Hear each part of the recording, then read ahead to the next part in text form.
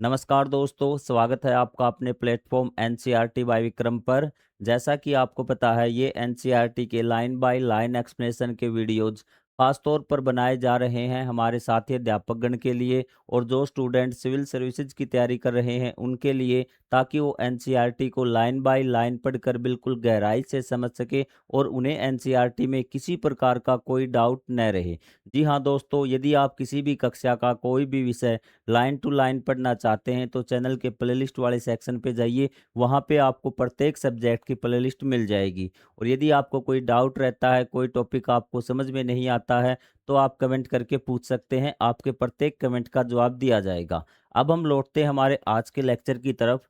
आज के लेक्चर में हम रिवीजन करेंगे हमारा अध्याय नंबर 12 का, जो है आपका बाजारों की समझ की किस प्रकार से बाजार हैं, उनमें क्रियाएं होती हैं। तो उससे पहले मैं आपको बता देना चाहता हूं कि ये है हमारा रिवीजन बैच। इसमें हम प्रत्येक लेसन का रिवीजन एक वीडियो में करते, कंप्लीट वीडियो में, और मैं आपको पाठ के माध्यम से रिवीजन करवाता हूं ताकि आपका कोई भी टॉपिक, कोई भी फैक्ट न छूटे। यदि आपके पास समय है तो आप चैनल के प्लेलिस्ट वाले सेक्शन पे जाइए। वहाँ पे आपको ये पूरी बुक लाइन बाय लाइन समझाई गई है और साथ में रिवीजन बैच की भी आपको प्लेलिस्ट मिल जाएगी। उसके बाद कुछ स्टूडेंट कमेंट करते हैं कि सर इनके क्वेश्चन आंसर, तो आप प्लेलिस्ट पे जब जाएंगे ना तो आपको क्वेश्चन आंसर की भी प्लेलिस्ट आपको मिल जाएगी। और क्लास 7 के लिए हमने अलग से प्लेटफॉर्म बना दिया गया है, एनसीईआरटी बाय विक्रम क्लास 7। तो उस चैनल पे जब आप जाएंगे, यूट्यूब पे सर्च करेंगे एनसीईआरटी बाय विक्रम क्लास 7, तो उस चैनल पे आपके सामने चैनल आएगा। उस चैनल के प्लेलिस्ट में जब आप जाएंगे तो सिर्फ आपको क्लास 7 की ही प्लेलिस्ट मिलेगी और सारी प्लेलिस्ट आपको रिवीजन बैच भी मिल जाएगा, क्वेश्चन आंसर मिल जाएगा, सारे सब्जेक्ट आपको वहाँ पे मिल जाएंगे। तो आशा करता हूँ ये जानकारी आपको समझ में आ गई होगी। फिर भी कोई डाउट है तो आप कमेंट करके पूछ सकते हैं। तो चलिए शुरुआत करते हैं हमारे आज के लेक्चर की। लेक्चर का जो लेसन का नाम है वो आपका बाजारों की समझ। सबसे पहले आपके जो 18वीं शताब्दी के अर्थशास्त्री थे एडम स्मिथ, उसकी एक स्टेटमेंट दे रखी है। इस स्टेटमेंट के जरिए भी आपका काफी कुछ आपको समझ में आएगा कि दो लाइनें लेकिन अर्थ इनका गहरा है भी। बाजार से समृद्धि तभी उत्पन्न होती है जब व्यक्तियों को उन वस्तुओं और सेवाओं की आवश्यकता होती है जिन्हें वे स्वयं निर्मित नहीं कर सकते। इसने कहा कि बाजार विकसित कब होंगे, बाजार आपके बेहतर कब होंगे, कब उनमें समृद्धि आएगी? समृद्धि जब आएगी उनमें, जब व्यक्तियों को उन वस्तुओं की ज़रूरत होगी जो वो घर पर निर्मित नहीं कर सकते हैं। यदि मुझे कोई ऐसी वस्तु की आवश्यकता ही नहीं है कि जो मैं उसको निर्मित नहीं कर सकता हूँ, तो मैं बाज़ार क्यों जाऊँगा? ठीक है, मैं एक एग्ज़ाम्पल देता हूँ आपको कि मान लेते हैं कि मैं पेंसिल मैं अपने घर पर बनाता हूँ। पेंसिल मैं क्या करता हूँ, अपने घर पर बनाता हूँ। यदि मुझे पेंसिल से ही मेरा काम चल रहा है, मुझे पेन की आवश्यकता ही नहीं होगी, तो क्या मैं बाज़ार जाऊँगा? आप कहेंगे सर बाज़ार बिल्कुल नहीं जाओगे आप, क्योंकि आपका पेन पेंसिल से चल रहा है। लेकिन यदि मुझे पेन की आवश्यकता हो गई तो मैं क्या करूँगा? बाज़ार जाऊँगा, किसी दुकान पे जाऊँगा। बाज़ार का मतलब ये नहीं कि मैं शहर में ही जाऊँगा, किसी दुकान पे जाऊँगा जो आपका क्या है, पेन बेचता है। इसी प्रकार कि जब-जब व्यक्तियों को, पूरी जनता को, पूरी दुनिया में ऐसी वस्तुओं की आवश्यकता होनी बहुत ज़रूरी है, जो वो घर पर निर्मित नहीं कर सकते। क्योंकि अगर सारी वस्तु घर पे बना ली, तो खरीदने कौन जाएगा? आपको आ गई बात समझ में? कि अब इस लाइन को दोबारा पढ़िए, अब आपको बिल्कुल अच्छे से समझ में आएगी कि बाज़ार से समृद्धि तभी उत्पन्न होती है, जब व्यक्तियों को उन वस्तुओं की और सेवाओं की आवश्यकता होती है, जिन्हें वे स्वयं निर्मित नहीं कर सकते। स्वयं निर्मित कर लिया, खुद से बना लिया, तो बाज़ार जाना ही क्यों है? अगर बाज़ार नहीं गए तो बाजार में जो दुकानदार हैं वो कैसे समृद्ध होंगे, कैसे उनको फायदा होगा? आगे बात समझ में। तो चलिए अब हम हमारा मेन अध्याय है उसको पढ़ने की शुरुआत करते हैं अभी। इसी प्रकार आपको मैं सारी चीजें क्लियर करता हुआ चलूंगा अभी।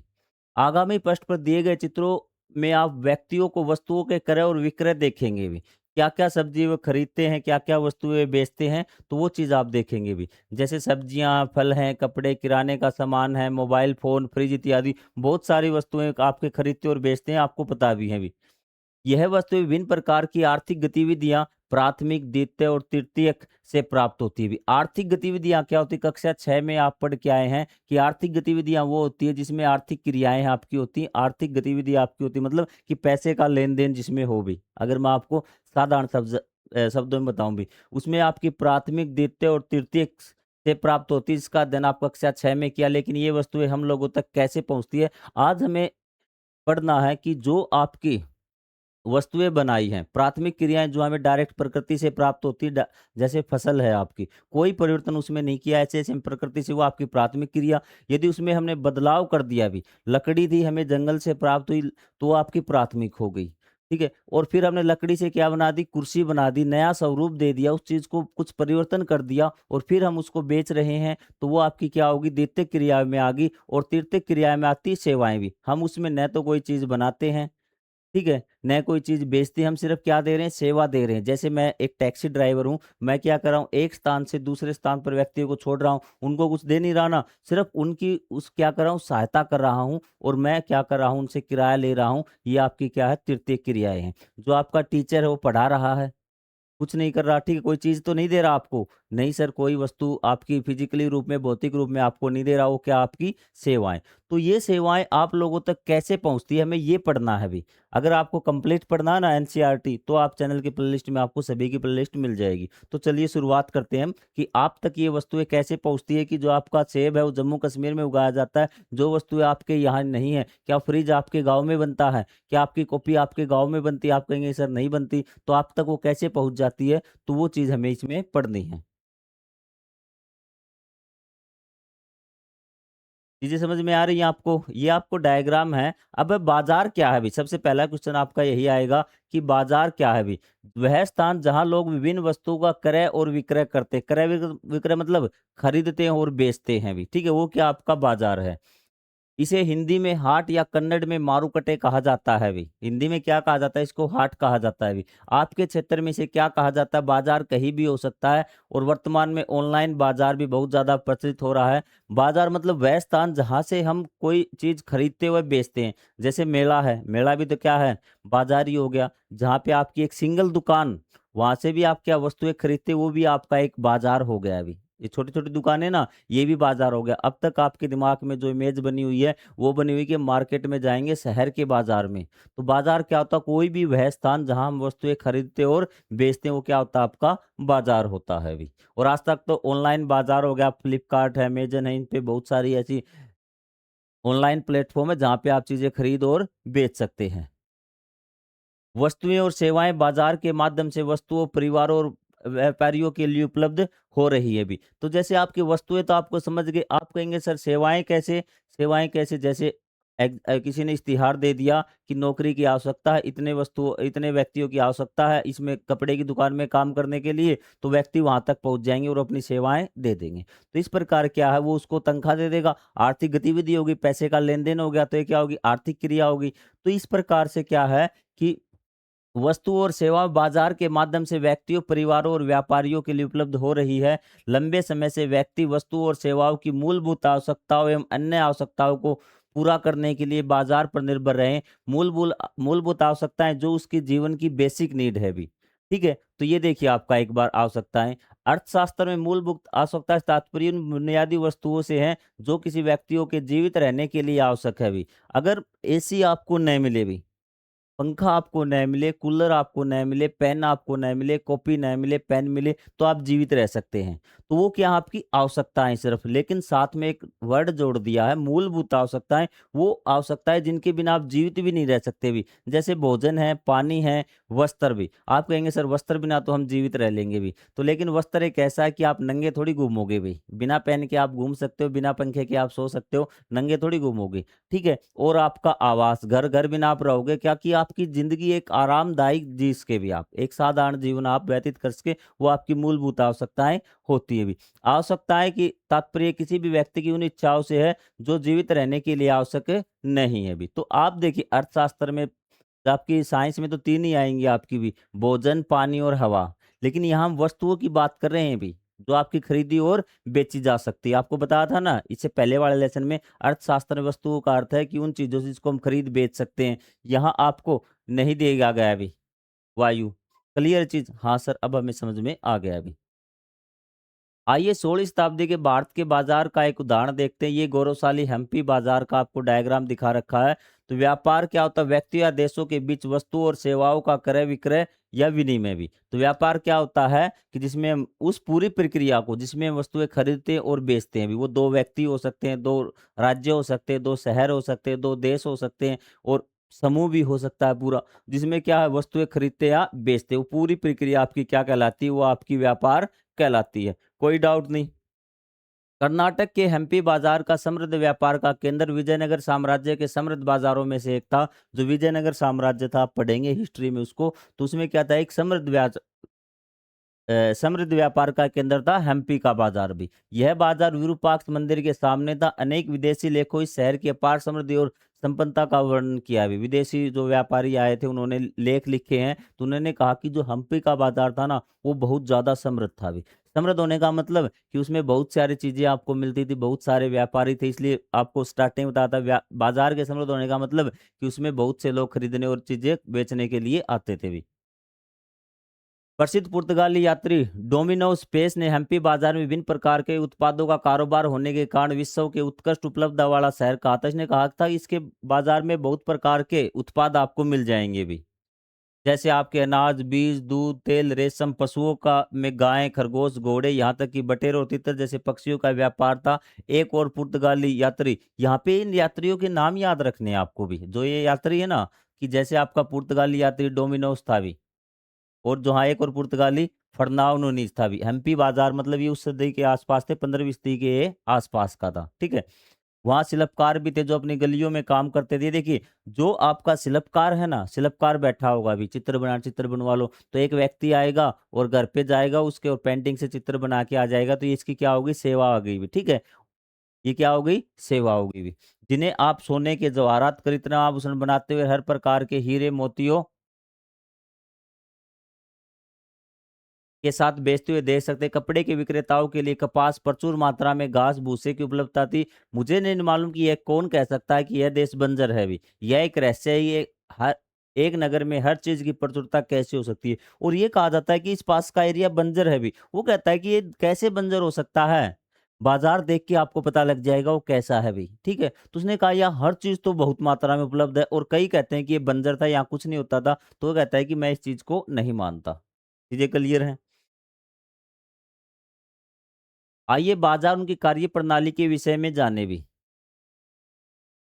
ठीक है, आप और आपका साथी अमरूद के क्रेता आपको अमरूद खरीदने और विक्रेता है भी। आप दोनों के बीच संवाद को नाटक के रूप में तैयार कीजिए। अपनी कक्षा में नाटक भी, अमरूद किस रेट दिए, 20 रुपए किलो, नहीं मैं तो इतने लेने हैं, तो वो सारी वार्तालाप आपको लिखनी है।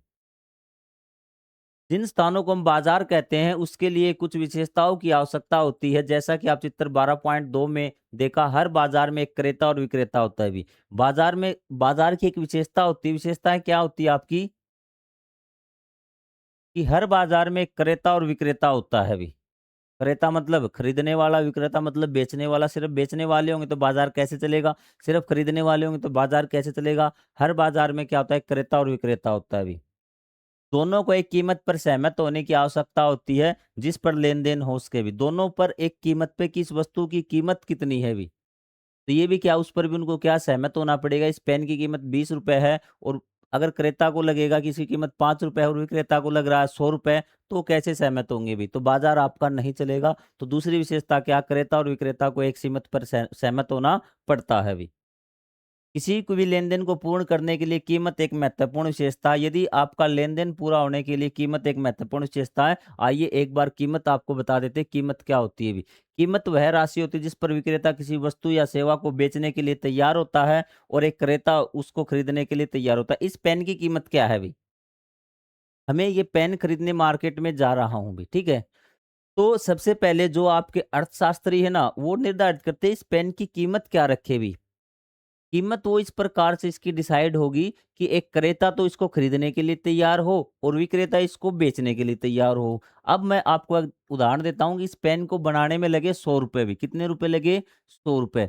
अब विक्रेता चाहता है कि मुझे ज्यादा से ज्यादा लाभ हो, यही चाहेगा, और क्रेता क्या चाहेगा, मुझे कम से कम लाभ मिले भी। तो अब ये इसकी कीमत यदि रख दे 10,000 रुपए भी, कि मैं तो 100 रुपए का पेन बना है, 10,000 रुपए में इसको बेच दूंगा, तो क्या ये बिक जाएगी, सर नहीं बिकेगी। क्योंकि क्रेता भी मूर्ख नहीं है, उसको भी पता है कि इसमें इतने एक रुपए आपके लगेंगे।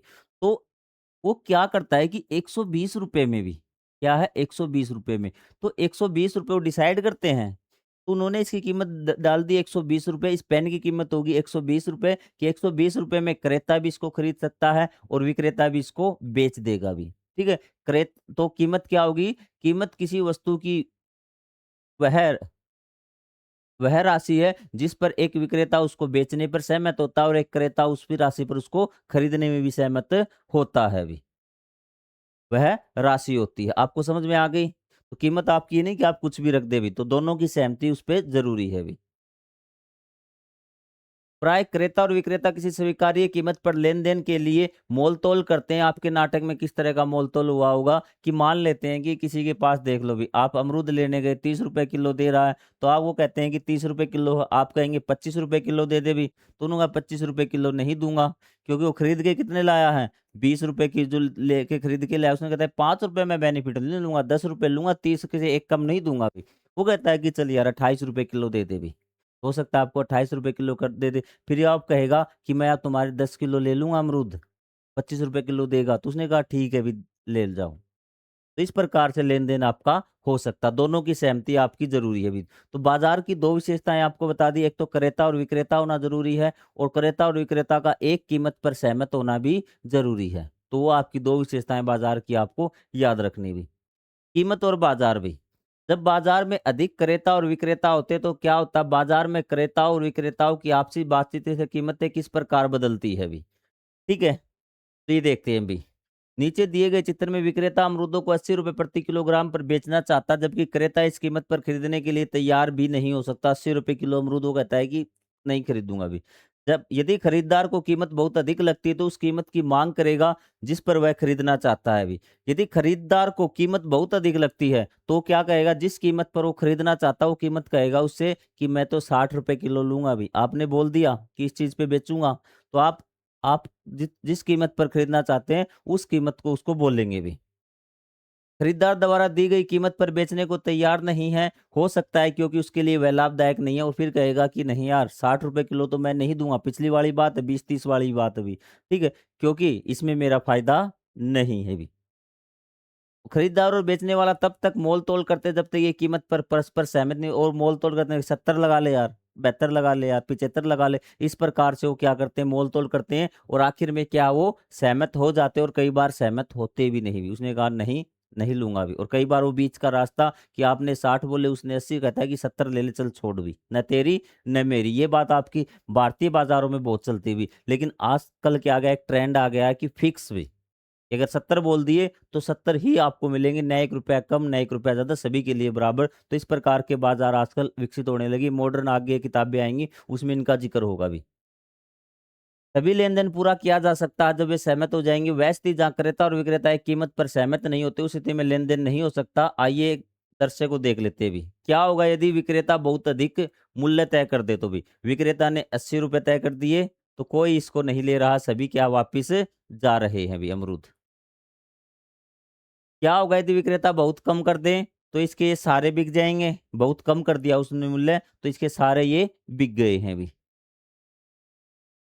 समय के साथ अमरूद की सही कीमत तय हो जाती है, तो न क्रेता के लिए बहुत अधिक होती है, न विक्रेता के लिए बहुत कम। तो इस प्रकार से क्या है, ये आपके हो जाएँगे। क्योंकि यहाँ पर अगर ज़रूरत नहीं होगी ना, तो भी वो खरीद लेगा, 20 रुपए किलो लग रहे हैं। तो इससे जो आपका विक्रेता है ना, तो वो मारा जाएगा, उसको हानि हो जाएगी, बहुत कम कर देगा। तो क्या करना होगा उसको दोनों को, कि समय के साथ अमरूद की एक सही तय कीमत हो जाती है, जो न क्रेता के लिए बहुत अधिक होती है और न ही विक्रेता के लिए बहुत कम हो। तो हमें एक संतुलित कीमत उसकी तय करनी पड़ती है, जो न तो आपके क्रेता के लिए बहुत अधिक हो, न विक्रेता के लिए बहुत अधिक हो भी। बहुत कम हो विक्रेता के लिए, कि विक्रेता नुकसान में न चला जाए भी। आपको आ गई बात समझ में? बहुत ज़्यादा कर दी, कोई नहीं खरीदेगा, विक्रेता नुकसान में, उसका माल ऐसे का ऐसे रह जाएगा और क्रेता की आवश्यकता पूरी नहीं होगी। अगर बहुत कम कर दी, विक्रेता को नुकसान हो जाएगा। हाँ, तो हमें एक संतुलित कीमत तय करनी पड़ेगी, न तो खरीदने वाले को ज़्यादा लगे और न बेचने वाले के लिए वो बहुत कम हो भी। इन तीनों परिदृश्यों में विक्रेता यह आकलन कर सकता है कि क्रेता को लगभग कितनी मात्रा में अमरूद की आवश्यकता है और भविष्य में बाजार में उतनी ही मात्रा में उपलब्ध कराता है भी। समय के साथ विक्रेता द्वारा उपलब्ध कराई गई वस्तुओं की मात्रा तथा क्रेता द्वारा अपेक्षित मूल्य से वस्तु की कीमत के निर्धारण में सहायता मिलती है जो उचित हो, अर्थात जो विक्रेता के लिए पर्याप्त रूप से अधिक और क्रेता के लिए पर्याप्त रूप से कम हो। मतलब आपको यहाँ पे सिर्फ एक ही बात है याद रखनी है कि हमें समय की मांग के अनुसार कितने अमरूदों की आवश्यकता, कितने लोग अमरूद खरीदेंगे, उसको देखकर हमें एक कीमत तय करनी पड़ती है जो क्या हो, विक्रेता के लिए पर्याप्त रूप से अधिक। विक्रेता के लिए वो कीमत क्या लगनी चाहिए विक्रेता को कि मेरे अमरूद तो महंगे बिक रहे हैं, अधिक मूल्य में बिक रहे हैं। और क्रेता को क्या लगना चाहिए, क्रेता के लिए पर्याप्त रूप से कम हो और क्रेता को ऐसा लगे कि मुझे सही रेट में मिल गए। इस प्रकार की कीमत आपको रखनी होगी। आ गई बात समझ में? हाँ सर, हमें बात समझ में आ गई। आगे बढ़ी अध्याय में भी चीजें क्लियर हैं। फिर हमारे आसपास के बाजार भी, साप्ताहिक बाजारों में देर रात को सब्जियां दिन की तुलना में सस्ती हो जाती हैं। आपके विचार में ऐसा क्यों होता है भी? तो उसने कहा कि शाम के जो साप्ताहिक बाजार होते हैं, शाम के समय उनकी बिक्री आपकी कम हो जाती है क्योंकि लोग आपके घरों में चले जाते हैं। शाम को कैसे बिकेंगे भी? शीत ऋतु में आपकी ऊनी वस्त्र ज्यादा बिकते हैं, बाकी गर्मी की ऋतु में आपकी ऊनी वस्त्र कम हो जाते हैं क्योंकि उनकी मांग आपकी कम हो जाती है। नॉर्मल सी बात है कि जिस टाइम उसकी डिमांड होगी उसी टाइम क्या होगा, उस चीज़ की बिक्री होगी भी। यदि शाम के 8 बजे आप सब्जियां बेचने निकलोगे तो आपकी सब्जियां कम बिकेगी। वही जिस टाइम सब्जी बनाने का काम होता है आपका 4-5 बजे के आसपास, उस समय सब्जी बेचने निकलोगे तो आपकी सब्जियां ज़्यादा बिकेंगी क्योंकि सब्जी लोग उस टाइम खरीदना पसंद करते हैं क्योंकि उन्हें सब्जियां बनानी है भी। और सब्जी बन चुकी होती है उसके बाद अगर बेचने निकलोगे तो आपका क्या है, काम सब्जियां नहीं बिकेंगी। अब आसपास के बाजार भी, सबसे पहले हम प्रत्यक्ष फिजिकल और ऑनलाइन बाजार भी, क्या फायदे क्या नुकसान, दो प्रकार के बाजार। ये न्यू एनसीईआरटी में, पिछली एनसीईआरटी में आपका ऑनलाइन बाजार नहीं था क्योंकि उस टाइम ऑनलाइन बाजार आपका था ही नहीं। आज से 10-15 साल पहले वो प्रिंट हुई थी उसमें ही। विनिर्माता क्या होता है, इन शब्दों को समझ लीजिए भी। एक व्यक्ति या उद्योग जो विक्रय के लिए वस्तु निर्मित करता है ना, तो वो क्या होता है, विनिर्माता होता है। सामान को बनाने वाला विनिर्माता। क्लियर चीजें? हाँ सर, समझ में आ गया। उत्पादन की आगत वे सामग्रियां या संसाधन जिनका उपयोग वस्तुओं या सेवाओं के उत्पादन में किया जाता है। जो वस्तुएं वो खरीद के लेके आता है भी, वो वस्तु बनाने के लिए विनिर्माता कोई ना कोई चीज बनाता है। हाँ सर, कोई चीज बनाता है भी। तो उस चीज को बनाने के लिए वो क्या क्या चीजें उसको खरीदनी पड़ेंगी, वो क्या होता है, उत्पादन के आगत होते हैं भी। ठीक है, मान लो कि कोई, क्या एग्जाम्पल दूं आपको, स्वेटर बनाना है किसी को, वो धागे खरीद के लेके आएगा, वो कलर रंगने के लिए कलर खरीद के लेके आएगा, वो मशीनें खरीद के लेके आएगा। वो क्या आपके उत्पादन के आगत हैं। क्लियर है? हाँ सर, समझ में आ गया। अब हम बात करते हैं प्रत्यक्ष और ऑनलाइन बाजार भी। प्रत्यक्ष बाजार वह होता है जहाँ क्रेता विक्रेता प्रत्यक्ष रूप से मिल सकते हैं और मुद्रा के बदले वस्तु या सेवाएं क्रय कर सकते हैं भी। तो क्या करता है कि प्रत्यक्ष बाजार वो होता है जहाँ क्रेता और विक्रेता आमने सामने, बिल्कुल आप देख रहे हैं भी। ठीक है, जैसे आप दुकान से कोई चीज खरीद के लेके आते हैं, दुकानदार आपसे मिलता है और आप दुकानदार से मिलते, बोलकर आप बताते हैं ये चीजें भी। यह सबसे सामान्य प्रकार का बाजार है। साप्ताहिक बाजार सप्ताह में एक बार लगते हैं। 8 जो आपके मेले वगैरह, दुकान वगैरह जो आपके सामान्य बाजार होते हुए, जहां विक्रेता सब्जियां, अन्य आवश्यक वस्तुएं, हस्तशिल्प की वस्तुएं ठेलों पर सजाकर बेचते हैं। स्थानीय बाजार की दुकानें, सड़क के किनारे कृत्रिम आभूषण आदि बेचने वाले विक्रेताओं से गुंजयमान रहने वाले बाजार भी प्रत्यक्ष बाजार है। मतलब वो सारे बाजार, वो सारी दुकानें, वो सारी रेहड़ी रिक्शा जहां आप प्रत्यक्ष रूप से चीज आप रुपए देते हैं और वस्तु को लेते हैं, आप वस्तु देख के खरीदते हैं, मिलते हैं बेचने वाले से, वो प्रत्यक्ष बाजार है अभी। इनमें इसमें क्या है कि ये आपकी एक छोटी सी दुकान भी हो सकती है, थोड़ी सी छोटी सी रेडी भी हो सकती है, एक आदमी अपने झोले में लेके बेच सकता है। ठीक है, या फिर एक बहुमंजिला इमारत भी हो सकती है, जैसे मॉल वगैरह आपने देखे होंगे, ये भी हो सकता है अभी। नगरों व कस्बों में बड़े क्षेत्रों में बने मॉल जिनमें से कई तरह की दुकानें होती है।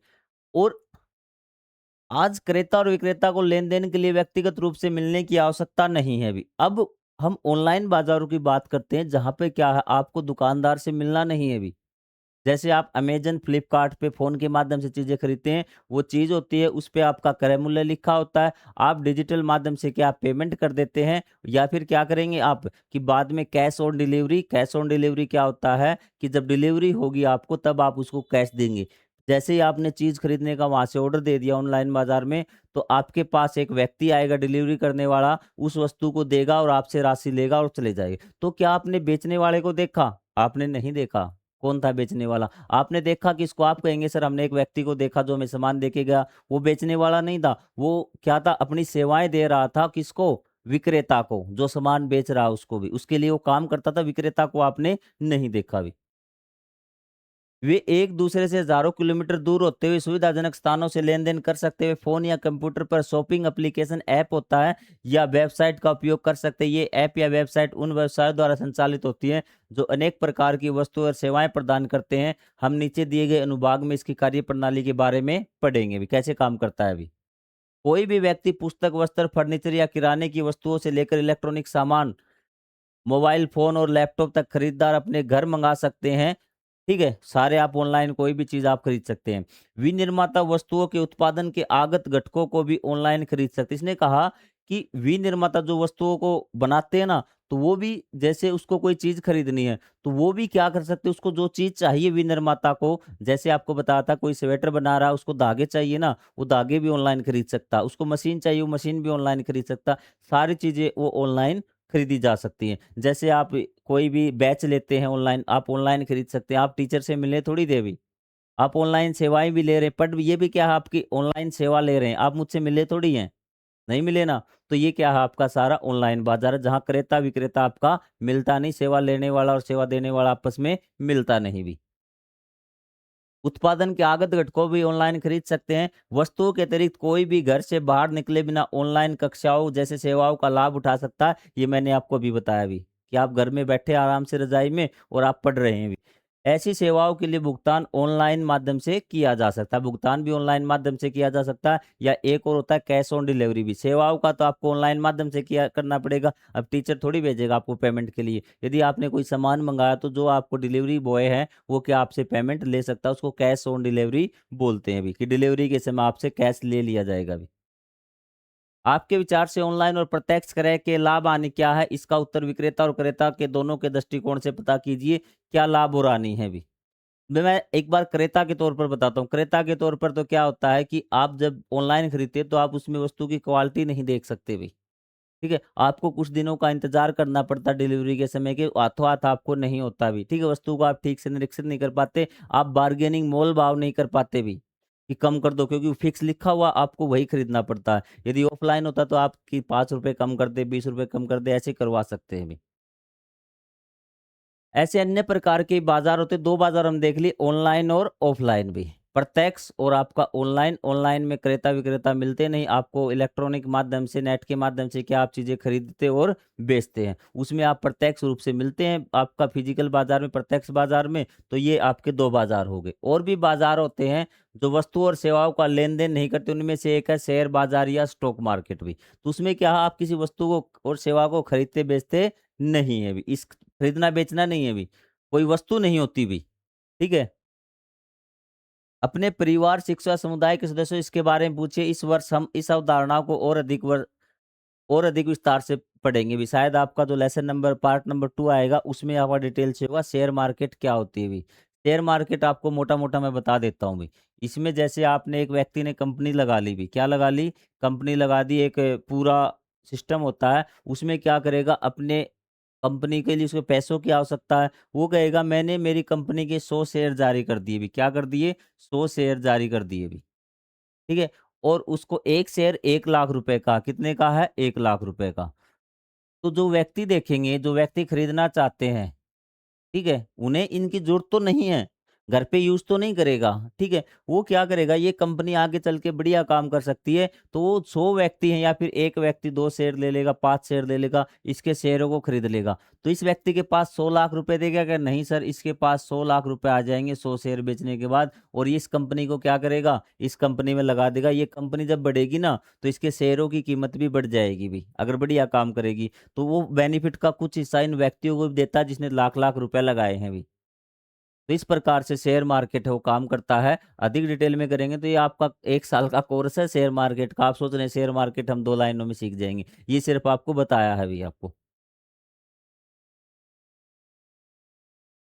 घरेलू और अंतर्राष्ट्रीय बाज़ार भी ऑनलाइन, ऑफ़लाइन आपको पढ़ लिया। यहाँ पे एक टर्म हमारी रहेगी, निर्यात क्या होता है? निर्यात जब हम किसी देश में जो उत्पादित वस्तुएँ होती हैं, उनका जब हम दूसरे देश में बेचते हैं, वो क्या होता है? निर्यात होता है। और जब हम दूसरे देश में उत्पादित वस्तु का हमारे देश में मंगाते हैं वो क्या होता है, आयात होता है।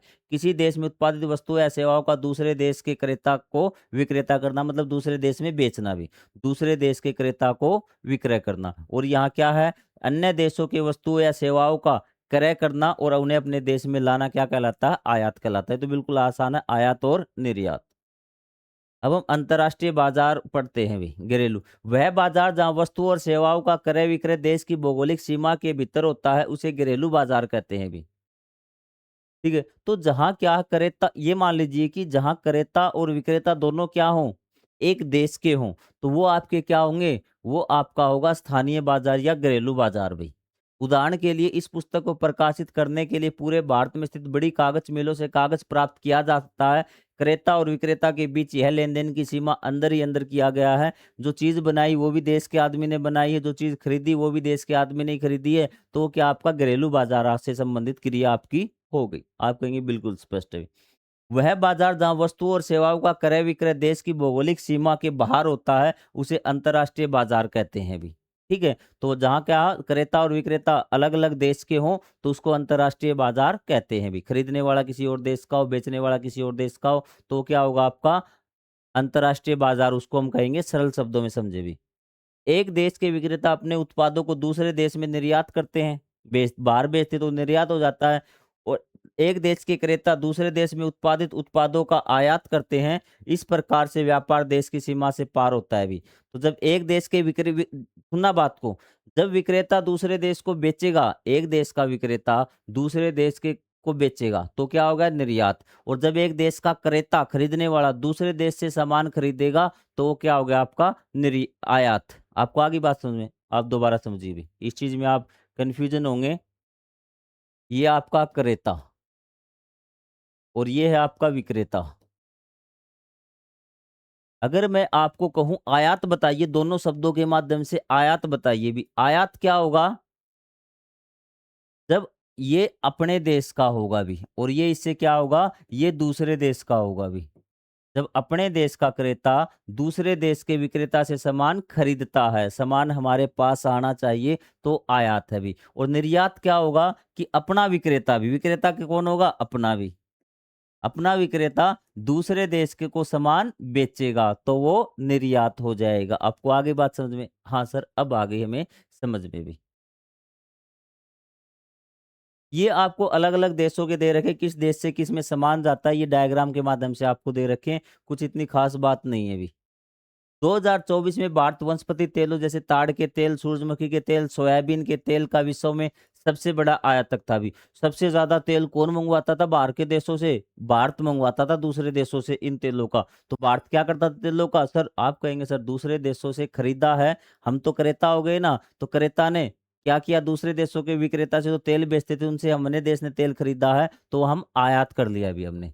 ताड़ का तेल अधिकांशतः मलेशिया, इंडोनेशिया और थाईलैंड से आता है, ये आप फैक्ट ध्यान रख लेना।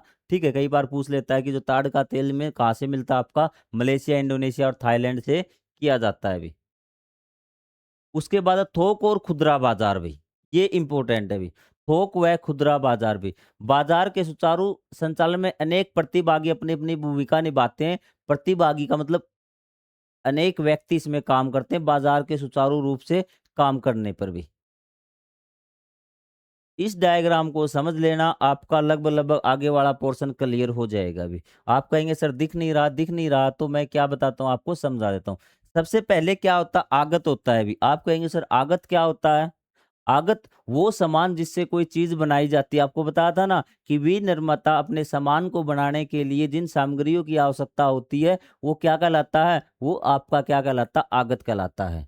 और उत्पादक क्या होता है, सामान को बनाने वाला भी। तो उस उत्पादक ने क्या बनाया, भी दो उत्पादक दो भी हो सकते हैं कि जैसे यहाँ पे तो धागा बना भी, यहाँ पे क्या बना, इस उत्पादक ने धागा बनाया और इसने क्या बना दिया, स्वेटर बना दिया। क्या बना दिया, स्वेटर बना दिया भी। और ये इसके सामान थे, क्या था आपका, कपास थी या फिर कपड़ा काटने वाली मशीन थी। तो इस प्रकार की ये क्या होगी, आगत होगी, इस सामान को बनाने के लिए जो चीजें चाहिए भी। तो मैं आपको एग्जांपल, हमें सामान बनाना है बी, बी बनता है ए से भी, बी बनता है किससे, ए से। और ये ए बनता है आपका C D E F G, ये समान चाहिए क्या बनाने में, ए बनाने में आपको ये समान चाहिए। तो ये क्या हो गए आगत, और ये क्या हो गया है उत्पादक हो गया, क्या हो गया उत्पादक। और ये इस उत्पादक के लिए ए क्या हो गया आगत हो गया, आप इन दोनों को उत्पादक ही मान लीजिए, और उत्पादक ने ये समान बना दिया आपका कौन सा, बी बना दिया, क्या बना दिया बी, आप कहेंगे सर बी बन गया। अब थोक विक्रेता, थोक विक्रेता जब वो होता है जो उत्पादक से, कहां से देखना, डायरेक्ट उत्पादक से बहुत बड़ी मात्रा में क्या है सामान को खरीदता है, वो क्या होता है थोक मात्रा, थोक आपका व्यापारी या विक्रेता भी वो क्या करेगा, उत्पादक से सामान खरीदता, वो क्या होता है आपका थोक विक्रेता होता है। थोक मतलब बहुत ज्यादा मात्रा में भी। फिर क्या करेगा, थोक विक्रेता से जो खुदरा विक्रेता है भी, खुदरा मतलब जो क्या है डायरेक्ट उपभोक्ता को सामान बेचता है ना, वो होता है आपका खुदरा विक्रेता या खुदरा व्यापारी भी बोल देते हैं, और उसको फुटकर व्यापारी भी बोलते हैं। वो किसको सामान बेचता है, वो कहेगा सर वो उपभोक्ता को सामान बेचेगा, किसको बेचेगा, उपभोक्ता को सामान बेचेगा। तो आपको पता, आपसे पूछे खुदरा विक्रेता क्या होता है, जो क्या है थोक व्यापारी से सामान खरीदता है, और जो आपका उपभोक्ता है ना, उपभोक्ता कौन होता है जो वस्तुओं को यूज करता है, तो वो आपका क्या हो गया, वो आपका उपभोक्ता को सामान बेचेगा, वो आपका खुदरा या फुटकर व्यापारी होगा। थोक विक्रेता कौन होता है, जो आपका उत्पादक से सामान खरीदेगा और खुदरा विक्रेता को व्यापारी को बेचेगा, विक्रेता को व्यापारी भी आप बोल सकते हैं। आपको चीजें क्लियर, हाँ सर चीजें क्लियर, एक बार दोबारा से इसको समझा दीजिए ताकि हमें चीज समझ में आए भी। बताएं कोई ऐसी चीज, चाहे हम कौन सी चीज लें जिसमें बहुत ज्यादा कुछ चीजों की आवश्यकता पड़ती हो बनाने में भी। हम्म, तो एक एग्जांपल ले लेते हैं, चेयर का ले लेते हैं, हम कुर्सी का ले लेते हैं, क्या लेते हैं कुर्सी का भी। कुर्सी बनानी थी, कुर्सी कौन बनाएगा, आप कहेंगे सर उत्पादक बनाएगा, क्या बनाएगा उत्पादक कुर्सी बनाएगा। आप कहेंगे सर बिल्कुल सही है। तो कुर्सी बनाने के लिए क्या क्या चीजें चाहिएंगी, उसको चाहिएगी लकड़ी चाहिएगी, कुर्सी पे भी पेंट करेगा, लकड़ी की कुर्सी की बात करें पेंट चाहिएगा, उसको कील चाहिएगी, और उसको औजार चाहिएंगे। आप कहेंगे सर बिल्कुल सही बात है, ये चीजें चाहिएंगी भी, कोई डाउट नहीं। अब ये चीज क्या होगी, उसकी आगत हो गई, क्या हो गई आगत, क्या है ये आगत, जो चीजें उत्पादक को अपना उत्पादक बनाने के लिए चाहिए वो आपकी आगत होती, आगत होगी सर। उत्पादन बना लिया, अब इससे कौन खरीदेगा, सर इससे एक क्या खरीदेगा, थोक विक्रेता खरीदेगा, क्या खरीदेगा थोक विक्रेता। थोक विक्रेता क्या कौन सा होता है, जो आपका उत्पादक से सामान खरीदता है, अब इसने इससे खरीद लिया। आप कहेंगे सर बिल्कुल सही बात है। अब ये किसको बेचेगा, ये बेचेगा खुदरा को भाई, किसको खुदरा को। और खुदरा किसको बेचेगा, ग्राहक को, ग्राहक मतलब उपभोक्ता को सामान बेचेगा। आप कहेंगे सर क्या ये खुदरा व्यापारी ये डायरेक्ट उत्पादक से नहीं खरीद सकता, खरीद सकता है, लेकिन हमें जो पर्टिकुलर जो है इनकी सीरीज होती है वो पढ़ना है अभी, आपको आगे बात समझ में। तो ये खुदरा व्यापारी क्या करेगा, थोक विक्रेता से खरीदेगा और क्या करेगा, ग्राहक को बेचेगा। आपको पता लग गया। अब लाभ कैसे होगा भी, सामान ये थोड़ा सा महंगा देगा, जिस रेट से इससे मिला है इसको इससे थोड़ा थोड़ा महंगा होता जाता है, क्योंकि ये आपका 1000 चीजें खरीदता है ना।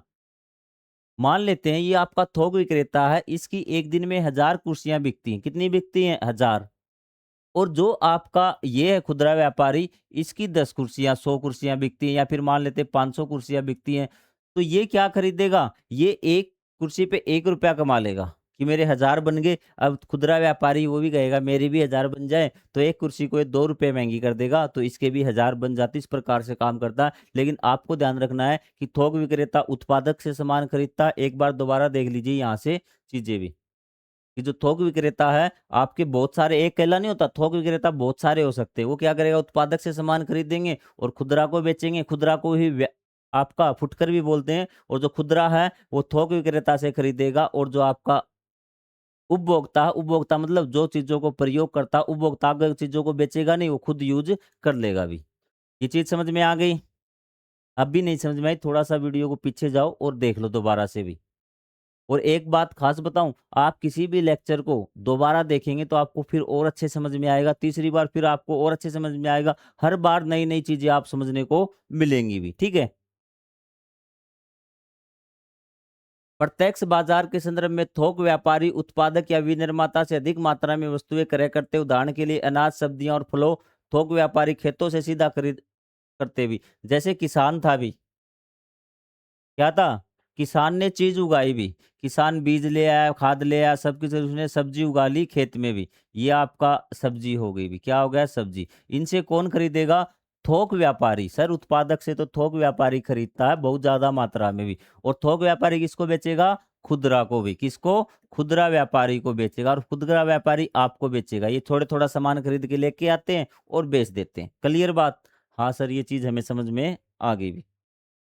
उत्पाद को जहां संग्रहित किया जाता है उस स्थान को गोदाम कहते हैं। इन गोदामों में दीर्घ सड़ने वाली वस्तुओं के लिए शीतागार कोल्ड स्टोरेज की सुविधा होती है। जहां आपका उत्पाद है, आपका किसान ने फसल उगा ली, सब्जियां उगा ली, अब सब्जियां ये तो नहीं एक ही दिन में बिक जाएंगी, तो उनको स्टोर रखने के लिए उनका भंडार किया जाता है कुछ समय के लिए, तो वो किया जाता है आपका शीतागार में, मतलब कोल्ड स्टोरेज। कोल्ड स्टोरेज मान लीजिए कि बहुत बड़ा फ्रीज होता है आपका भी, जहाँ क्या है कि उन सब्जियों को इतने तापमान पर मेंटेन किया जाता है वहां पर कि सब्जियां जो भी है वहां पर स्टोर किया गया वो आपका खराब न हो, सब्जी हो चाहे और पदार्थ आपका हो भी। शीतागार सिर्फ सड़ने वाली वस्तुओं के संरक्षण के लिए समुचित निम्न तापमान बनाए रखने हेतु विशिष्ट गोदाम होते हैं। ये देखिए आपका इस प्रकार के गोदाम होते हैं, जो आपकी जल्दी खराब हो जाती है ना, तो वो वस्तुएं यहाँ पर रखी जाती है कम तापमान में, वो शीतागार होते हैं भी। और फिर क्या है, बाद में इन्हें बाजार में लाया जाता है एक साथ भर भर के बाजारों में गाड़ियों में, और उनको क्या बोलते हैं? मंडी बोलते हैं। क्या बोलते हैं? मंडी बोलते हैं भी। इसी प्रकार अन्य वस्तुओं के लिए थोक बाजार विद्यमान, जैसे रसायन है, वस्तुएं, हर चीज के लिए क्या आपका थोक बाजार आपका होता है, जहां वस्तुएं आपको बहुत भारी मात्रा में मिलती है भी। ठीक है, ये देखिए आपका फूल बाजार, कितने आपके फूल हैं भी। मसाला बाजार, यहाँ आपको मसाला भी। थोक विक्रेता घरों के पास स्थित दुकानों और स्टोरों को वस्तुओं की आपूर्ति कराते हैं भी। जब थोक थोक जो आपके विक्रेता व्यापारी हैं, उन्होंने बहुत ज्यादा मात्रा में चीजें खरीद ली उत्पादक से भी, अब वो वस्तुओं कहाँ बेचेंगे? वो ग्राहकों को नहीं बेचेंगे, वो किसको बेचेंगे? छोटे व्यापारियों को भी। अब मैं आपको यहाँ एग्जांपल से एक समझा देता हूँ। ये आपकी दुकानें हैं बाजार में भी, ये आपकी दुकान में बाजारिया है, और ये आपका थोक विक्रेता, इसने 10 क्विंटल क्या खरीद लिए? फूल खरीद लिए भी, या कुछ भी खरीद लिया भी। अब 10 क्विंटल ये आपका थोक विक्रेता था, ये क्या करेगा? 1 क्विंटल इसको बेच देगा, 50 किलो इसको बेच देगा, 50 किलो इसको, अलग अलग प्रकार के। इस प्रकार से जो आपके खुदरा व्यापारी है ना, या फिर खुदरा स्टोर लगा लीजिए, खुदरा दुकानें लगा लीजिए, उनको बेच देगा। और ये किसको बेचेंगे? इनसे एक एक, दो दो, तीन तीन किलो, 200, 300, 400 ग्राम करके आप खरीद लेंगे, मतलब उपभोक्ता खरीद लेगा भी। वे हमारे जैसे ठीक आपूर्ति करते हैं। इन दुकानदारों को खुदरा विक्रेता कहा जाता है। वे हमारे अंतिम उपभोक्ताओं को वस्तुएं बेचते हैं। ये आपके अंतिम उपभोक्ता, वो फिर उपभोक्ता वस्तुओं को बेचते नहीं, घर में ही यूज कर लेते हैं भी। थोक विक्रेताओं के विपरीत खुदरा विक्रेता कम मात्रा में वस्तुएं बेचते हैं, कम मात्रा में बेचते हैं, और यहाँ उत्पाद पुनः विक्रय के स्थान पर उपभोक्त के लिए होते हैं भी। इसने कहा यहाँ उत्पाद पुनः विक्रय के स्थान पर उपभोग के लिए होते भी। यहाँ क्या है, जो उत्पाद है ना, वो क्या होते हैं? उपयोग के लिए होंगे भी। यहाँ जो विक्रय होगा ना खुदरा पे, वो होगा किसके लिए? उपयोग में होने के लिए। अब ये आगे दोबारा नहीं बिकेंगे। जैसे आपका खुदरा ने जो सामान खरीदा ना, थोक विक्रेता ने, वो तो क्या पुनः विक्रय के लिए, दोबारा विक्रय बेचने के लिए वस्तुएं खरीदी है। लेकिन मुझे बताइए कि आपके दुकानदार ने जो कॉपी खरीदी है, वो पुनः विक्रय के लिए खरीद रखी है क्या? आप कहेंगे नहीं सर, वो कॉपी तो हम खरीदेंगे और हम यूज कर लेंगे, दोबारा कहाँ बेची जाएंगी? आगे आपको लाइन समझ में, एक एक लाइन समझाऊंगा, एक एक चीज बताऊंगा, आप टेंशन मत लीजिए भी। हाँ सर, ये चीज हमें समझ में आ गई भी। पुनः विक्रय के स्थान पर उपभोग के लिए, हम किस लिए खरीद लें? उपभोग के लिए भी। खुदरा स्टोर सेवाओं के लिए भी होते हैं। जैसे आपके कुछ आपके जो खुदरा होते हैं ना, वो आपके सेवाओं के लिए, जैसे नाई है बाल काट रहा, कोई चीज थोड़ी खरीद रहे हैं अभी, कोई मसाज सेंटर है भी, कोई आपका फिल्म थिएटर है, रेस्तरा है, होटल है, आप खा के आ गए। खुदरा विक्रेता घरों में वस्तुओं और सेवाओं की उपलब्धता बढ़ाने में सहायक है। जो खुदरा है ना, ये आपके घरों तक वस्तुओं को पहुंचाते हैं। क्योंकि आपको पता है कि जो थोक व्यापार होगा, थोक जो बाजार होगा, वो आपके घर से होगा। आप थोक थोक बाजार में थोड़ी जाएंगे, आपकी एक कॉपी खत्म होगी, आप पास की दुकान से खरीद लेंगे। तो क्या आपके घरों तक सामान पहुंचाने में लाभदायक होते हैं कौन से? खुदरा व्यापारी या खुदरा बाजार भी। यहाँ एक वितरक क्या होता है? वितरक होता है आपका डिलीवरी बॉय भी, डिलीवरी करने वाला। ये आपको बता देता हूँ। ऐसा व्यक्ति जो व्यवसाय, जो निर्माता और थोक विक्रेताओं से खुदरा विक्रेताओं को वस्तुओं की आपूर्ति करता है, जो आपकी वस्तुओं को एक स्थान से दूसरे स्थान तक डिलीवर करता है भी, तो वो क्या होता है? आपका वितरक होता है भी। संग्राहक क्या होता है? वेबसाइट या मोबाइल एप्लीकेशन जो अनेक विक्रेताओं के प्रस्ताव को भी अब एक वेबसाइट बना दी आपकी अमेज़न भी। अमेज़न पे क्या किया, अमेज़न पे मैंने कहा सर मुझे मेरी बुक बेचनी है, किसी और टीचर ने कहा उसे उसकी बुक बेचनी है, कोई सब्ज़ी वाला था मुझे सब्ज़ी बेचनी है, कोई कहेगा टीवी वाला मुझे टीवी बेचना, अलग-अलग के कहेंगे। तो वो कहेगा कि मैं तुम्हारी सारी चीज़ों को क्या कर दूँगा, इकट्ठा कर दूँगा अभी। और सबका रेट लगा दूँगा। आप अमेज़न खोल के देखना आपको सभी चीज़ों के रेट लिखे हुए मिलेंगे इतने रेट पे। तो उसने क्या कर दिया सभी प्रस्ताव को व्यवस्थित कर दिया अभी। इलेक्ट्रॉनिक्स की अलग कैटेगरी बना दी, एजुकेशन की अलग बना दी, बुक्स की अलग बना दी, पे जो आपकी घर का स्टेशनरी उसकी अलग बना दी। तो इस प्रकार से उसने क्या कर दिया सभी विक्रेताओं के प्रस्ताव को व्यवस्थित और संयोजित कर दिया तथा उन्हें एक स्थान पर उपभोक्ताओं को विक्रय करते हैं अभी। ये आपका संग्राहक हो गया अभी। कुछ मामलों में दूरी और क्षेत्र के कारण थोक विक्रेताओं के लिए बड़ी संख्या में खुदरा विक्रेताओं तक पहुंचना कठिन होता है भी। अब थोक विक्रेता थोड़ी जाएंगे भी उसको पहुंचाने के लिए, थोक विक्रेता नहीं जाएंगे। तो क्या होता है कि कुछ होते हैं आपके वितरक भी, क्या होते हैं वितरक भी। वितरक क्या करते हैं, ट्रांसपोर्टर आपने नाम सुना होगा अभी, ठीक है। अब यहाँ सामान भेजना है भी, कोई एक शहर है ये आपका बी है और यहाँ सामान भेजना ए भी। ए में आपके 2-4 आपके क्या हैं, थोक विक्रेता हैं। क्या आपके थोक विक्रेता और यहाँ क्या आपके खुदरा व्यापारी हैं 4। अब इसको इसके पास सामान भेजना है, इसको इसके पास सामान भेजना है, इसको इसके पास, इसको इसके पास। अब ये चारों थोड़ी जाएँगे भी और इतना सामान लेके थोड़ी जाएँगे। तो बीच में आता है वितरक। कौन आता है वितरक? ट्रांसपोर्टर भी। तो आपने ट्रांसपोर्ट वो क्या कहेगा कि सर मैं गाड़ी चला रहा हूँ अपनी भी। क्या है? मैं अपनी गाड़ी चला रहा हूँ ए से बी शहर के लिए और आपको जो-जो सामान है, वो कहेगा मेरी गाड़ी ए से बी शहर दर्ज ने कहा था मेरा सामान इसको दे देना, मेरा सामान इसको दे देना, मेरा सामान इसको दे देना। क्या इसने कोई सामान बनाया? उसने कहा नहीं बनाया सर। गाड़ी है इसकी सिर्फ़ और गाड़ी ये सिर्फ़ क्या बी तक पहुँचा रहा है, तो ये क्या आपका वितरक। वितरक क्या करता है कि आपका उनके जोड़ने का काम करता है थोक व्यापारी और खुदरा व्यापारी को। आपको आ गई बात समझ में? हाँ सर, अब समझ में आ गई, अब हमें मज़ा भी आया है अभी। वित ठीक है, उनकी दूरी है ना, उनको कम कर दिया अभी। वितरक इस अंतर को कम करने में सहायक होते हैं। क्या आपको कक्षा 6 में अमूल की कहानी में दूध के लिए मध्यस्थ याद है ना? तो वो आपने पढ़ा था 6th क्लास में भी। हालाँकि ऑनलाइन बाज़ार के मामले में वितरण माध्यम अलग है अभी। यहाँ विनिर्माता अपने उत्पाद को थोक व्यवसाय के गोदामों में बेचते हैं, जो ऑनलाइन एप्लीकेशन के माध्यम से विक्रय करते हैं अभी। ऑनलाइन में वितरण इस प्रकार से नहीं होता अभी। लेकिन ये भी ध्यान में रखना कि ऑनलाइन में भी ऐसा ही होता है अभी। गाड़ियाँ आती हैं एक प्रॉपर स्तर पे लिए सभी के ऑर्डर भी। जैसे यहाँ आपका दिल्ली है, दिल्ली से आपके 20-30 यहाँ पे एक शहर है बी भी। बी शहर में दिल्ली से बहुत सारे ऑर्डर लग गए, तो ये गाड़ी चलेगी भी। गाड़ी वाला कहेगा कि सर यहाँ आ जाइए, तो ये इसका यहाँ पर भेज देंगे। एक स्थान पे सारे जो आपके दिल्ली शहर की जो कंपनियाँ आती हैं, सारे ऑर्डर यहाँ पर वो उसको भेज देंगे भी। और इसके बाद क्या होगा कि इसके बाद जो आपका उत्पाद है, वो बी में पहुँच जाएगा और बी में यहाँ के वो छाँट लेंगे कि कौन-कौन से उत्पाद आपके काम कर रहे हैं। ठीक है, उत्पाद छाँट के फिर एक-एक आएगा डिलीवरी वाला आपको दे देगा, इस प्रकार का काम होता है अभी। ठीक है, और यहाँ क्या करता है उत्पादक ही क्या अपना विक्रय कर देता है ऑनलाइन प्लेटफ़ॉर्म के माध्यम से, अमेज़न के माध्यम से, फ्लिपकार्ट के माध्यम से भी। वे गोदामों में भेज देंगे, जो ऑनलाइन एप्लीकेशन के माध्यम से विक्रय करते हैं। उपभोक्ता ऑनलाइन विकल्प वेबसाइट या मोबाइल से उत्पाद क्रय करते हैं, जो उपभोक्ताओं कहाँ से फ़ोन के माध्यम से, ऑनलाइन माध्यम से उत्पाद कर लेते हैं। अभी लाइट चली गई है, मैं थोड़ा-सा लाइट ऑफ की है, मेरा चेहरा थोड़ा-सा आपको ब्लैक नज़र आएगा। वैसे ब्लैक है लेकिन आपको थोड़ा-सा और ब्लैक नज़र आएगा, तो उसके लिए माफ़ी चाहूँगा अभी। माध्यम से विक्रय करते हैं। उपभोक्ता ऑनलाइन विकल्प वेबसाइट या मोबाइल एप्लीकेशन से उत्पाद क्रय करते हैं, उसे खरीद लेते हैं वो। इन व्यवसाइयों को संग्राहक कहा जाता है अभी। संग्राहक किसे कहा जाता है? जो आपका अमेज़न, फ्लिपकार्ट है, ये क्या आपके संग्राहक होते हैं। संग्राहक क्या हो? सभी उत्पादों को एक जगह व्यवस्थित कर देते हैं, उनका रेट बता देते हैं और जिससे क्या है वहाँ पर जाके क्या हो खरीद लेते हैं। संग्राहक उत्पादों को पैक करता है और फिर उन्हें ऑनलाइन क्रेता तक पहुँचा देता है और वो क्या करते हैं, जो संग्राहक है ना, वो सभी उत्पादों को इकट्ठा कर लेता है और फिर उनको देखिए, आपको समझाता हूँ, यहाँ से थोड़ा-सा प्रैक्टिकल आपको समझाना पड़ेगा अभी। संग्राहक ने क्या किया, संग्राहक ने 3 प्रोडक्ट थे आपके, ये उत्पाद ए था, ये उत्पादक आपका बी था और ये उत्पादक सी का था।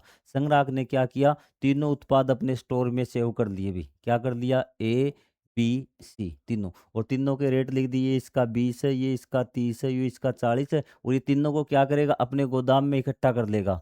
ए, बी जी, और इनको यहाँ ऑनलाइन लगा देगा अमेज़न पे, जिसको ए खरीदना हो ए खरीद लीजिए, बी खरीदना हो बी, सी खरीदना हो फिर रेट लिख देगा, और जैसे ही ऑर्डर हुआ कि किसी ने ए खरीदने का ऑर्डर दिया, तो क्या करेगा, ए को पैक करेगा और उस पते पर भेज देगा भी, और उससे पैसे वसूल कर लेगा। ये आपका संग्राहक है कि उसने सभी चीज़ों को क्या कर दिया, व्यवस्थित कर दिया। आप कहेंगे सर बिल्कुल सही बात है, कोई दिक्कत हमें, ये आपकी से वस्त्रों की दुकान है और ये आपकी क्या सेवा सैलून है। आ गया समझ में? हाँ सर, हमें समझ में आ चुका है अभी। कोई डाउट आपको? कोई डाउट नहीं है फिलहाल तो भी। ये मॉल है आपका, ये किराने की दुकान है। गुजरात के वस्त्र बाज़ार के प्रत्यक्ष बाज़ारों की आपूर्ति श्रृंखला का पता लगाइए कि ये आपका यहाँ पे कपास उगी, यहाँ फिर उसके धागे बनाए, फिर आपके ये वस्त्र, फिर इस प्रकार से वस्त्र बने, फिर ये वस्त्रों का क्या हो गया, उत्पादन आपका हो चुका है अभी। कपड़े से तैयार उत्पाद का थोक बाज़ार उत्पादक इकाइयों के द्वारा व्यापार किया जाता है अभी। ठीक है, जो आपका पता है कि जो थोक बाज़ार होगा ना, तो उसमें जो आपका व्यापार है, व्यापार मतलब खरीदना और बेचना किसके द्वारा होगा? उसमें उत्पादन इकाइयों द्वारा होगा। उसमें जो थोक बाज़ार में बेचने कौन आएगा? उत्पादक ही बेचने आएगा अभी, ठीक है? और खरीदने कौन आएगा? सर थोक व्यापारी खरीदने आएगा। थोक विक्रेता आपूर्ति की एक महत्वपूर्ण श्रृंखला है क्योंकि वे देश और अंतर्राष्ट्रीय स्तर पर छोटे दुकानदार और बड़ी खुदरा दुकानों को वितरण की देखरेख करते और वे यह भी आकलन करते हैं कि खुदरा विक्रेताओं को कितनी मात्रा में उत्पाद की आवश्यकता है। जो आपका थोक थोक व्यापारी है ना, वो बड़ा महत्वपूर्ण है अभी। क्या है? जो आपका थोक विक्रेता है ना, वो बड़ा महत्वपूर्ण है अभी। आप कहेंगे कैसे सर? वो एक तो क्या है, उत्पादक से सामान खरीदता है। क्या है? उत्पादक। और देश के विभिन्न हिस्सों में यही तो भेजेगा सभी को। ये देश के पूरे हिस्से में क्या है, सामान को बेचता है अभी। ये कोई चीज़ थी आपकी ए, ये मान लेते हैं मध्य प्रदेश में होती सिर्फ़, और कहीं नहीं होती, और आवश्यकता पूरे देश में होती है, तो यहाँ से उत्पादक के पास से ये थोक विक्रेता खरीदेगा और देश के पूरे हिस्सों में भेजेगा। और साथ-साथ ये भी आकलन करता है कि किस हिस्से में इसकी कितनी ज़रूरत है। ये नहीं कि इसने एक हिस्से में सारा बेच दिया। तो ये पूरा आकलन करता है कि किस हिस्से में कितनी ज़रूरत है और उतनी ही मात्रा में थोक व्यापारी वो बेचता है। ये चीज़ आपको बताई गई है यहाँ पर। ठीक है? ये बड़ी खुदरा खुदरा को भेजेंगे, खुदरा ना जो ग्राहक को बेचते हुए तो खुदरा होते हैं, उनको भेजेंगे। देख-रेख करते हुए यह भी आकलन करते हैं खुदरा विक्रेताओं को कितनी मात्रा में उत्पादन की आवश्यकता है। इससे उत्पादकों को उत्पादक संग्रह करने में सहायता मिलती है और अंतिम उपभोक्ताओं के उत्पादों का निर्बाध आपूर्ति सुनिश्चित करने में आसानी होती है भी। तो इससे क्या पता चलता है? उससे ये पता चलता है उत्पादक को कि उसे कितना सामान बनाना है, क्योंकि थोक व्यापारी उसको बता देता है कि इतना सामान बिकेगा भी। वो ठीक है, और जो आपका प्रयोग करने वाला है, तो उसको भी लगातार सामान की सप्लाई होती रहती है, क्योंकि थोक विक्रेता के दिमाग में है कि यहाँ आपके 100 आपके ये बुन जैकेट बिकेंगे भी। 1-2 के ऊपर-नीचे हो जाए तो कोई बड़ी बात नहीं, तो वो उस एरिया में 100 ही भेजेगा भी। ठीक है? हर बार वो पूरी तरह आकलन करता है अपने सटीक आंकड़ों के द्वारा कि कितने कोट हमें स्वेटर यहाँ पे भेजने, कितनी चीज़ें यहाँ पर भेजनी है। और उत्पादक ये नहीं कि बिल्कुल आपकी बहुत ज़्यादा बना देगा। ये चीज़ें क्लियर? हाँ सर, ये चीज़ें क्लियर है। ये देखिए आपका जामनगर से यहाँ सूरत आया, सूरत में आपका थोक बाज़ार हो गया, फिर इस प्रकार से अलग-अलग हिस्सों में सारा आपको भेजा जाएगा अभी, ठीक है? विदेशों में भी भेजा जाता है, ये देखिए आपका थोक विक्रेता के कपड़े का गोदाम इस प्रकार थोक मिलेगा, ये हज़ारों की मात्रा में सूट भेजे जाएँगे भी।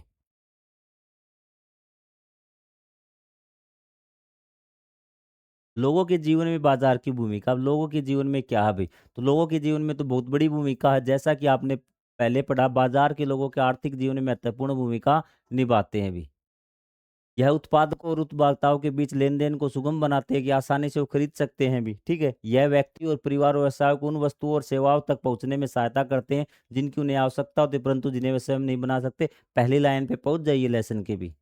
तो बाजार क्या है? व्यक्तियों के लिए, समुदाय के लिए उन वस्तुओं को उपलब्ध कराते हैं, जो वस्तु वो घर पर नहीं बना सकते भी। आपको क्या पेन चाहिए था, पेन आपने घर बनाया नहीं, तो आप दुकान पे जाएँगे खरीदने के लिए, तो आसानी से मिल गया ना, अब आपको कंपनी में तो नहीं जाना। आपने बाज़ार की सहायता से आराम से खरीद लिया अभी। ये चीज़ थी, इस प्रकार से ये महत्वपूर्ण भूमिका निभाते हैं, और जो वस्तुएँ आप घर पे बनाते हैं, जिनकी दूसरों को ज़रूरत है, वो भी आप बाज़ार में जाकर बेच सकते हैं। अभी अपनी दुकान कर लीजिए भी, आप कोई चीज़ बनाते हैं तो। जी।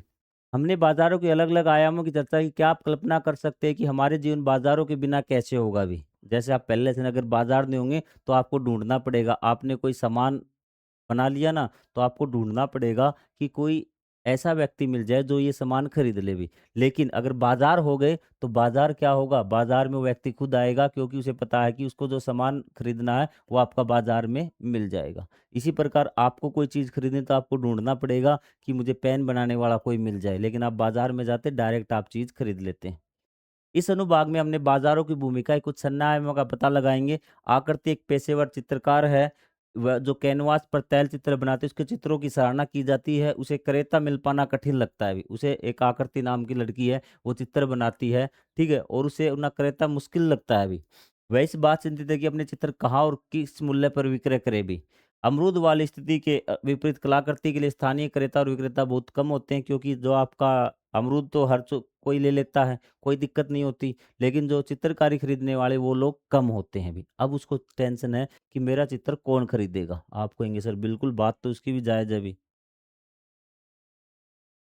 अमरूद वाली स्थिति के विपरीत कलाकृति के लिए स्थानीय क्रेता और विक्रेता बहुत कम होंगे।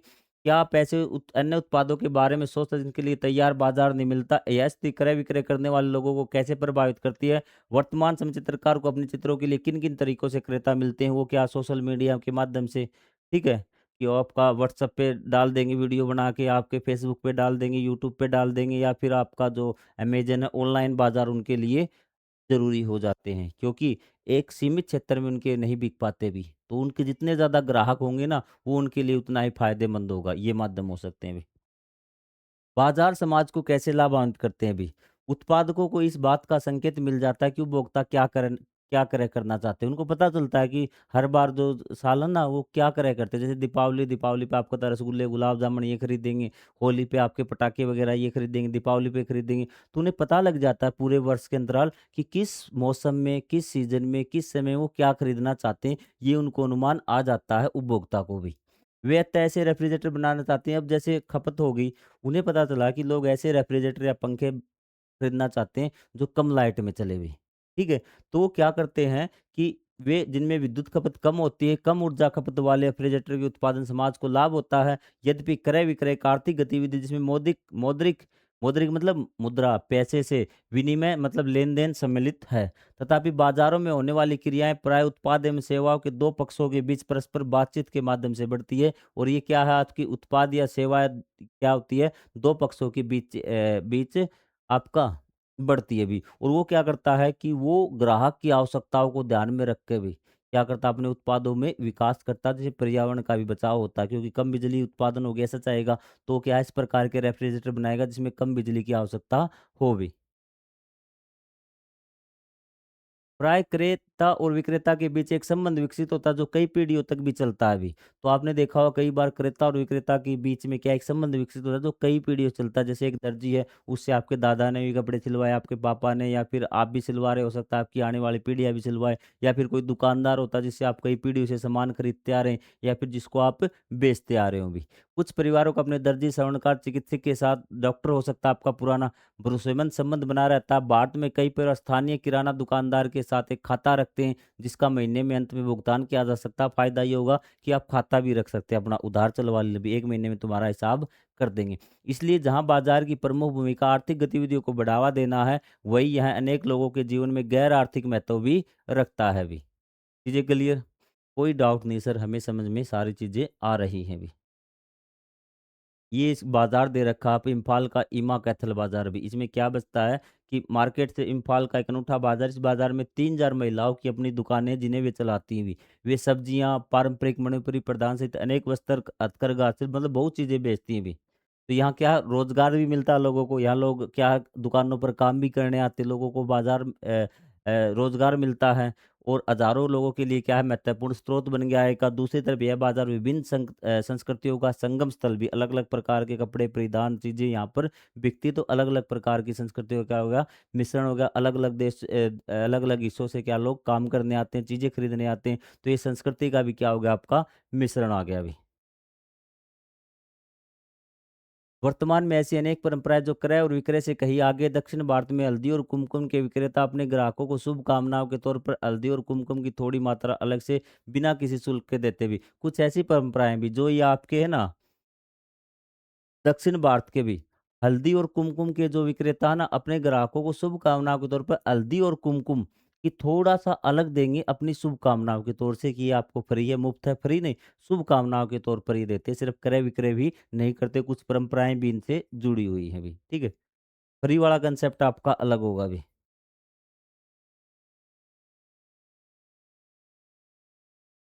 माँग क्या होती है भई? तो माँग और आपूर्ति 2 चीज़ें और समझ लीजिए, तो आपका लेसन ये जल्द ही आपका समाप्त हो जाएगा, कोई इतनी बड़ी आपको मुश्किल नहीं होगी। सेवाओं या वस्तुओं की वह मात्रा जिसे उपभोक्ता किसी निश्चित समय या किसी विशेष मूल्य पर क्रय करने के लिए इच्छुक और सक्षम है। माँग वो होता है किसी वस्तु की वह मात्रा जिसको क्रेता खरीदना चाहता है भी, ठीक है? और उसका मूल्य कि इस मूल्य पर वो खरीदना चाहता है भी, ठीक है? तो उसकी क्या है माँग है भी, ठीक है? जैसे आपको एग्ज़ाम्पल तौर पे समझाऊँ जैसे बिजाई का समय है भी, फसल की बिजाई का समय है, इस टाइम उसे पता है गेहूँ बोना है, तो ₹50 केजी पर वो गेहूँ खरीद लेगा और लगभग बिजाई में लगने वाला 10 क्विंटल। तो ये क्या होगी 10 क्विंटल माँग हो गई ₹50 पर केजी पर, ये क्या हो गई? माँग हो गई भी, ठीक है? और आपूर्ति क्या होती है? माँग पता लग गया? कि जिस एक विशेष समय पर क्या है कि जिसमें जो क्रेता है एक निश्चित एक निश्चित राशि पर कीमत पर किसी वस्तु को खरीद सकता है, वो उसकी माँग है भी, ठीक है? आपूर्ति सेवाओं या वस्तुओं की वह मात्रा जिसे विक्रेता किसी निश्चित समय पर किसी विशेष मूल्य पर विक्रय करने के लिए इच्छुक और इसमें क्या होगा कि इसमें जो विक्रेता होगा वो इच्छुक होगा। माँग में कौन इच्छुक होगा? उस निश्चित मात्रा का क्रेता इच्छुक होगा खरीदने का और जो आपूर्ति में विक्रेता क्या होगा? इच्छुक होगा। दोनों में सिर्फ़ एक ही अंतर है अभी। जो आपका माँग होगा उसमें क्रेता इच्छुक होगा कि निश्चित की इतनी मात्रा में मैं ये सामान खरीद सकता हूँ कि कोई निश्चित आपका समय हो सकता है, ठीक है? और आपका आपूर्ति क्या होता है कि जिसमें आपका विक्रेता इच्छुक हो भी, ठीक है? क्रेता और विक्रेताओं की सॉरी ये बात रह गई एक भी। बाजार क्रेताओं की मांग और विक्रेताओं की आपूर्ति के बीच अंतःक्रिया से संचालित होता है। कुछ प्रत्याशी जिसमें बहुत अधिक सुचारू रूप से कार्य नहीं कर पाता, इसमें सरकार की एक महत्वपूर्ण भूमिका होती है भी। अब देखिए यदि मांग हो गई जिस टाइम पे भी, किसानों को बीज बोने पड़ेंगे उसकी मजबूरी है भी और उसी समय मांग के समय जो विक्रेता उसने क्या कर दिया, सामान को क्या कर दिया बहुत ज़्यादा महँगा कर दिया, तो स्थिति बदल जाएगी भी। तो माँगों को नियंत्रित करने के लिए इसको बीच में किसी न किसी को क्या आना पड़ेगा और सरकार क्या है नियम और कानून बना देती है भी। हालाँकि कुछ ऐसी परिस्थितियाँ होती हैं जिनमें ये देखो वैसे तो क्या है दोनों एक-दूसरे पे सहमत हो जाते हैं, बार्गेनिंग करनी पड़ती है। लेकिन एक समय ऐसा आता है जहाँ पे क्रेता को चीज़ें खरीदनी बहुत ज़्यादा आवश्यक हो जाती है, खरीदे बिना उसका काम नहीं हो सकता। आप कहेंगे सर अमरूदों में क्या किया था? मोल-भाव किया था, यहाँ पर भी मोल-भाव कर लेंगे, यहाँ पर मोल-भाव नहीं कर सकते, अमरूद को नहीं कल खरीद लेंगे, परसों खरीद लेंगे, खाएँगे नहीं तो भी नहीं खरीदेंगे, लेकिन जब बीज बोने का टाइम आएगा तो किसान को बीज बोने ही बोने पड़ेंगे भी। तो ऐसी स्थिति में सरकार एक महत्वपूर्ण भूमिका निभाती है, वह उपभोक्ताओं को उत्पादकों की अंतःक्रिया और मूल्य के उचित निर्धारण को निगरानी करती है भी, तो सरकार निगरानी करती है भी। सरकार कुछ मूल्य को नियंत्रित करती है, उदाहरण के लिए वह विक्रेता द्वारा वसूलने वाले अधिकतम मूल्य को निर्धारित करती है, वो निर्धारित कर देती है कि इस चीज़ का मूल्य इससे ज़्यादा नहीं होगा। ठीक है, सरकार भी। कई वस्तुओं के और सेवाओं जैसे कि जीवन रक्षक दवाओं के मूल्यों की ऊपरी सीमा निर्धारित करती है। दवाई है आपको, कोई बीमारी है, आपको दवाई तो लेनी पड़ेगी, अब दवाई कर दी 1 लाख रुपए की, जो ₹100 की दवाई मिल सकती थी वो आपको ₹2000 की कर दी, तो सरकार क्या है उन मूल्यों को नियंत्रित करती है कि इसकी कीमत इससे ज़्यादा नहीं हो सकती। वो इतना भी नहीं करती कि विक्रेता को नुकसान हो जाए, वो विक्रेता के भी उसका विकास का या फिर उसके भी लाभ का ध्यान रखती है भी। इसी प्रकार सरकार न्यूनतम मूल्य निर्धारित करती है जिस पर गेहूँ, धान और मक्का जैसे कृषि उत्पाद विक्रय किए जा सकते हैं। अब किसान ने फसल तो बो दी, अब फसल बेचने का टाइम आया, तब वो खरीदने वाला कहता है कि मैं तो तेरे ₹2 किलो लूँगा अभी। ये क्या बात हुई भई? जब हमें ज़रूरत थी तो तुमने ₹100 किलो दी, अब ₹2 किलो तो सरकार क्या उसका एक कम से कम मूल्य भी निर्धारित करती है ताकि किसी न क्रेता का और न विक्रेता का भी नुकसान हो भी। इससे यह सुनिश्चित होता है कि किसानों को किसी प्रकार की हानि न हो। सरकार कर्मचारियों द्वारा किए गए कार्य के लिए न्यूनतम मजदूरी भी निर्धारित करती है ताकि नियोक्ता को उचित भुगतान कर सके और सेवाओं का मूल्य भी निर्धारित करती है भी। 8 घंटे काम कोई कंपनी में कर रहा है तो कंपनी उसको इतना वेतन देगी भी। इस प्रकार से सेवाओं के मूल्य का भी निर्धारण सरकार करती है। आप कहेंगे सर आज हमें ये लेसन समझ में आया है। हालाँकि सरकार को ऐसी मूल्य सीमाओं को सावधानीपूर्वक लागू करने की आवश्यकता है। यदि मूल्य बहुत कम होंगे, तो उत्पादकों को उत्पादन करने की कोई प्रेरणा नहीं मिलेगी। सरकार ने इतने मूल्य कर दिए कि उत्पादकों को लाभ ही नहीं होगा, तो वो उत्पादन करना ही छोड़ देंगे भी, क्यों करें भी? ठीक है? और अधिक भी नहीं होंगे कि वो एक संतुलित मूल्य निर्धारित करेगी, वही बात जिसमें दोनों का ध्यान रखा जाए, उत्पाद क्रेता का भी और विक्रेता का भी, इस प्रकार का मूल्य निर्धारण सरकार करेगी। आप कहेंगे सर अब बात बनी है अभी। गुणवत्ता और मानकों को सुनिश्चित करना भी। अब आपके इम्पोर्टेंट शायद ये लास्ट टर्म है इस अध्याय की, इसमें हम बात करेंगे गुणवत्ता की भी। किसकी बात करेंगे? गुणवत्ता की बात करेंगे। उपभोक्ता के कल्याण को सुनिश्चित करने के लिए उन्हें बाजार में अनुचित मनमानी से बचाने में सरकार की भूमिका होती है भी। ठीक है? ताकि जो आपका उपभोक्ता है, चीज़ जो खरीदने वाला होता है उसको अच्छी चीज़ तो मिले। ऐसे तो कोई भी कुछ भी बना के बेच जाएगा बेरद्दी सामान आपको। तो आपको उसका भी ध्यान रखती है सरकार भी। सरकार यह सुनिश्चित करती है कि विनिर्माता वस्तुओं का उत्पादन और सेवाएँ प्रदान करते समय आवश्यक गुणवत्ता और सुरक्षा मानकों का ध्यान पालन करे कि वो उसे क्वालिटी जो चाहिए, जो गुण चाहिए उसमें होने चाहिए और सुरक्षा का भी आपका ध्यान रखे भी। ठीक है? उदाहरण के लिए औषधि कंपनी रोगों के इलाज के लिए औषधियों का निर्माण करती है। सरकार औषधियों के अनुमोदन के लिए प्रक्रिया निर्धारित करती है और यह जाँचने के लिए न्यूनतम परीक्षण करती है कि उत्पादित औषधियाँ गुणवत्ता के मानकों को पूरा करती है या नहीं। ये नियम औषधियों की गुणवत्ता और सुरक्षा को सुनिश्चित करते हैं ताकि उपभोक्ताओं के स्वास्थ्य के लिए किसी प्रकार का संकट न हो। आपने बुखार की गोली बना दी भई किसी ने। ठीक है, वो कंपनी बना रही है, लेकिन आपको ये देखना है कि आप बुखार तो ठीक हो रहा है, लेकिन आपकी किडनी उससे डैमेज हो रही है। सरकार कहेगी ना, ना, ना, ना, बच्चे गलत हो रहा है, इसको बंद करो, ये काम नहीं चलने देंगे भी, ठीक है? तो सरकार क्या गुणवत्ता का भी ध्यान दे रखती है और आपकी सेहत का भी ध्यान रखनी कि वो आपको नुकसान नहीं पहुँचाना चाहिए प्रोडक्ट भी। आप कहेंगे सर बिल्कुल सही बात है, अभी ऐसे तो कोई भी कुछ भी बेच देगा अभी। बाज़ारों के बाह्य प्रभाव को कम करना। आप कहेंगे सर बाह्य प्रभाव क्या है? क्रय विक्रय के तहत बाज़ार कभी-कभी जीवन की अन्य गतिविधियों पर भी बहुत प्रभाव होता है। उदाहरण के लिए बाज़ार में उपलब्ध कुछ वस्तुओं का उत्पादन कारखानों में करना आवश्यक होता है अभी, ठीक है? कुछ वस्तुएँ ऐसी जो कारखानों में बनेंगी, कुर्सी है, पेन है, पेंसिल है, ये आपकी कारखानों में बनती है, जो पर्यावरण को प्रदूषित कर सकता है। सरकार बाज़ारों के ऐसे प्रभाव को समझने और नियंत्रित करने में महत्वपूर्ण भूमिका निभाती, देखती है कि कौन क्या कर रहा है, किस प्रकार की गड़बड़ कर रहा है अभी। उदाहरण के लिए क्या होता है जब ऐसी वस्तुओं का उत्पादन किया जाता है जैसे कि एक बाजार में उपयोग आने वाला प्लास्टिक है जिसका कुप्रभाव न केवल पर्यावरण पर पड़ता है बल्कि उपभोक्ताओं के स्वास्थ्य को भी संकट में डाल देता है। प्लास्टिक भी, प्लास्टिक तो बहुत ज़्यादा, थैली भी आपकी प्लास्टिक की आती है, तो सरकार इनको ध्यान में रखती है अभी। ऐसी स्थिति में सरकार इन नकारात्मक प्रभाव को कम करने के लिए कठोर नियम भी लागू कर सकती है और जुर्माना भी लगा सकती है कि प्लास्टिक की थैली का प्रयोग नहीं करना। तो सरकार ये चीज़ें भी देखती रहती है अभी। इसी प्रकार सरकार डिब्बाबंद वस्तुओं की शुद्धता जाँच करने और उनके भार और माप की निगरानी के लिए पद्धति की है उसने कि ये डब्बाबंद वस्तुएँ आती है ना, आप 700 ग्राम खरीद के लेके आए, उसमें 700 ग्राम है या नहीं? डब्बे के अंदर जो पदार्थ है वो शुद्ध है या नहीं? तो सरकार उनको जाँच के लिए एक अलग आयोग बना दिया है कि आप कभी-कभी छापे लगाइए इन चीज़ों को। जाँच कीजिए, यदि कोई कंपनी ने चीज़ बना दी ना, तो वो उनके पास जाएगी, हमने ये चीज़ बनाई, देख लीजिए बेच सकते हैं या नहीं बन सकते। तो सरकार फिर क्या करेगी, वो आपकी जो आयोग बना रखा है उसको जाँच करेगा, सही पाएगा तो ठीक आप बाज़ार में बेचिए भी। लेकिन भ्रष्टाचार भी कई जगह हो जाता है, कई रुपए दे दीजिए, आपका प्रोडक्ट में ये खराबी है, उसने कहा सर कर दो ना, 5 लाख रुपए दे दो, कर देंगे, 5 दे दी। इस प्रकार से चीज़ें भी होती हैं, भ्रष्टाचार आपका हर जगह पे लिप्त हो सकता है अभी। सरकार को यह सुनिश्चित करने के लिए नियम बनाती है कि बाजार निष्पक्ष रूप से कार्य और उपभोक्ताओं का शोषण न हो। हालांकि नियमों की बहुलता बाजारों के सुचारू रूप से कार्य करने में कठिनाई पैदा कर सकती है। सरकार नियम बनाती है बाजारों के लिए किस प्रकार से काम करने बाजारों को, किस प्रकार से चीज़ें बेचनी है, क्या क्या क्वालिटी होनी चाहिए और ये भी बताया कि बहुत अधिक नियम होने से तो आपके क्या बाजार भी आपके ढंग से कार्य नहीं कर पाते, व्यापारियों को बहुत सारी परेशानियां आती हैं भी। सार्वजनिक सुविधाएं और सेवाएं उपलब्ध कराना भी। उत्पादक वस्तुओं और सेवाओं का उत्पादन एवं विक्रय लाभ के लिए करते हैं भी। जो उत्पादक है वस्तुओं और सेवाओं का उत्पादन किस लिए करते हैं भी, उनको किस लिए बेचते हैं ताकि लाभ प्राप्त हो। हालांकि उत्पादक कुछ वस्तुओं और सेवाओं में लाभ की अपेक्षा नहीं रखते, कुछ क्या है लाभ नहीं देखते भी वो। उदाहरण के लिए सार्वजनिक उद्यान, सड़कें, सुरक्षा व्यवस्था आदि। इसके अतिरिक्त पिछले अध्याय में नागरिकों के अधिकारों के संदर्भ में कुछ निश्चित कल्याणकारी प्रावधानों के बारे में पढ़ा था।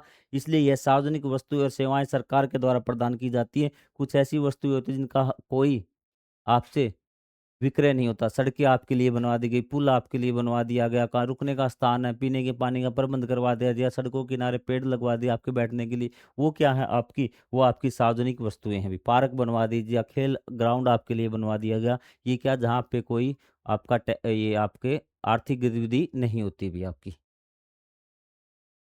उपभोक्ता वस्तु और सेवा की गुणवत्ता का आकलन कैसे करते हैं भी? उन्हें कैसे पता चलेगा कौन सी चीज़ बढ़िया, कौन सी चीज़ घटिया? 100 प्रकार के घी मिलते हैं, 100 प्रकार के पेन मिलते हैं, 100 प्रकार के पंखे मिलते हैं, तो उन्हें कैसे पता चलेगा कौन सी चीज़ उनके लिए बढ़िया है अभी? बाजार वस्तु को विभिन्न प्रकार की वस्तु और सेवाएँ उपलब्ध कराता है। उपभोक्ता जिस वस्तु को क्रय करना चाहते हैं उसके विषय में निर्णय कैसे लेंगे? कौन सी वस्तु मैं खरीदूँ? हज़ारों प्रकार के पंखे, हज़ारों प्रकार के घी हैं, हर सामान आपको हज़ारों प्रकार का मिल जाएगा अभी। क्या आपने कंचों का आकार, मजबूती, लक्ष्य और आकर्षक रंगों के बारे में सोचा भी? आप सोचेंगे ये कंचे मुझे मजबूत मिले, अच्छे रंग के मिले। जैसा कि आपने देखा हर उपभोक्ता जो वस्तु खरीद रहा है उस वस्तु की गुणवत्ता को परखने की आवश्यकता होती है। कैसे परखा जाएगा अभी? तो परखने के लिए क्या है कि निम्नलिखित अनुभाग में हम इसके विभिन्न तरीकों को समझेंगे भी, कौन-कौन से तरीके हैं भी। आपके माता-पिता आपके पास एक किराने की दुकान से 1 किलो बेसन लाना चाहते हैं भी। दुकान में विभिन्न प्रकार के बेसन के पैकेट उपलब्ध है, जैसा कि नीचे दर्शाया गया है। इसे ध्यानपूर्वक देखिए, आप ये कैसे सुनिश्चित करते हैं बेसन की गुणवत्ता बढ़िया है अभी। तो यहाँ पे देखिए बेसन का पैकेट है अभी, ये बैच नंबर है, ये खुदरा मूल्य है, यहाँ पोषण तत्व कितने हैं, सामग्री कौन-सी है, एलर्जी होती है या नहीं होती, सारी चीज़ें उस पे पैकेट पे उपलब्ध होती है। कब तक इसको यूज़ कर सकते हैं, किसने इसको बनाया है, और एफएसएसआई एक संस्था है और वो लाइसेंस देती है अभी। ठीक है? कि आप ये चीज़ बना लीजिए, सरकार की एक संस्था। तो ये सारी चीज़ें पैकेट पे उपलब्ध होती है। भी इसको देखकर आप अंदाज़ा लगा सकते हैं कौन-सी वस्तु आपके लिए बेहतर होगी, ठीक है? क्या आपने एफएसएसआई के प्रतीक चिन्ह पर ध्यान दिया? तो ये आपका उसका प्रतीक चिन्ह है अभी। जो आपका एफएसएसएआई है, भारतीय खाद्य सुरक्षा एवं मानक प्राधिकरण, खाद्य पैकेटों और गत्ते के डिब्बों पर अंकित चिन्ह यह दर्शाता है कि इसकी पदार्थ की जो जाँच है वो सरकारी द्वारा की गई है और यह उपभोग करने के लिए सुरक्षित है। अगर ये निशान है ना, तो ये उपयोग करने के लिए आपका सुरक्षित है। अभी आप इसको प्रयोग कर सकते हैं। यदि किसी के लिए किसी पैकेट पे ये नहीं है, इसका मतलब सरकार ने उसको प्रमाणित नहीं किया है। सरकारी एजेंसी का यह प्रमाण पत्र क्रेताओं को वस्तु की गुणवत्ता पहचानने में सहायता प्रदान करता है। आगे से कोई चीज़ खरीदें, ये निशान आप देख लेना भी। उत्पाद या उसके पैकेज पर ये चिन्ह सुनिश्चित करते हैं कि उत्पाद न्यूनतम गुणवत्ता मानकों पर खरा है, कि जो आपको न्यूनतम गुणवत्ता चाहिए वो उसमें है भी। मतलब आपको ये हानि नहीं पहुँचाएँगे भी। आइए प्रत्येक चिन्ह का अर्थ समझते हैं, ये है भी पहला चिन्ह। एफएसएसआई ए की तरह भारतीय मानक ब्यूरो भी भारतीय मानक संस्थान आईएसआई चिन्ह जारी करता है। यह सामान्यतः विद्युत उपकरणों पर ये मिलेगा भी, एग मार्क वाला भारत सरकार, ये निशान मिलेगा आपको विद्युत उपकरणों पर भी। निर्माण सामग्रियों, मोटर है, आपके पहियों, वाहन के पहियों, कागज इत्यादि पर दिए जाते हैं। यह चिन्ह उत्पाद की गुणवत्ता तथा सुरक्षित होने का सूचक है भी। इसी तरह कृषि उत्पादों पर क्या मिलेगा आपको? एग मार्क का एक प्रमाणित चिन्ह मिलेगा। आप नेट पे देख लेना कि कौन-सा चिन्ह मिलेगा अभी, अगर भूल जाओ तो भी। और ये आपका power saving 1 star, 2 star, 3 star, 4 star, जितने स्टार होंगे वो उतनी ही बिजली की खपत आपकी कम करेगा। 5 स्टार है, बिजली बहुत कम लेगा, 4 स्टार थोड़ी-सी ज़्यादा लेगा, 3 स्टार और ज़्यादा लेगा, 2 स्टार उससे ज़्यादा लेगा, 1 स्टार आपकी ज़्यादा लेगा अभी। ठीक है? तो इलेक्ट्रॉनिक जैसे आपके ना बीईई पर क्या कर दिए इन्होंने कि आपके स्टार देने स्टार्ट कर दिए भी। बीईई का मतलब है कि ऊर्जा दक्षता ब्यूरो भी, ठीक है? एनर्जी एफिशिएंट ब्यूरो है आपका, ठीक है? ब्यूरो ऑफ एनर्जी एफिशिएंट है आपका। यह रेटिंग के तारों के रूप में, स्टार के रूप में, क्या तारे मतलब स्टार के रूप में अधिक तारे दर्शाते हैं कि उपकरण है वो आपका कम मात्रा में बिजली लेगा। सिंपल सी बात है, कोई समझने वाली इसमें इतनी ज़्यादा वाली बात नहीं। उत्पाद की प्रसिद्धि क्रेता के निर्णय को प्रभावित करती है। यह प्रसिद्धि निजी संवाद द्वारा संभव होती है। क्या आपके परिवार से ऐसे उत्पाद खरीदे होंगे जिनके बारे में, अब आपने उत्पाद के बारे में कैसे डिसाइड किया कि कैसा खरीदना? कई बार तो आप पड़ोसियों के माध्यम से सुनते हैं कि हमने ये चीज़ लेके आए थे, ये बहुत बढ़िया है इस कंपनी की। आप मित्रों से सुनते हैं तो उस प्रकार क्या है, उत्पाद की प्रसिद्धि आपकी हो जाती है भी। तो उस द्वारा क्या है, आप निर्णय ले लेते हैं खरीदने का। वस्तु और सेवाओं की अन्य उपभोक्ताओं द्वारा की गई ऑनलाइन समीक्षा प्रतिक्रिया हमें ऑनलाइन क्रय करते समय निर्णय लेते हैं। कई आपको कमेंट मिलते हैं भी, ये चीज़ बहुत बढ़िया है, इसको खरीद लीजिए। आप देखते हैं जो चीज़ ऑनलाइन के माध्यम से, तो वहाँ से भी हम प्रभावित हो सकते हैं। चीज़ों की गुणवत्ता के बारे में प्राप्त कर सकते हैं जानकारी। तो ये वो चीज़ें थी जहाँ से हम निर्णय ले सकते हैं कोई चीज़ हमें खरीदनी है या फिर नहीं खरीदनी है।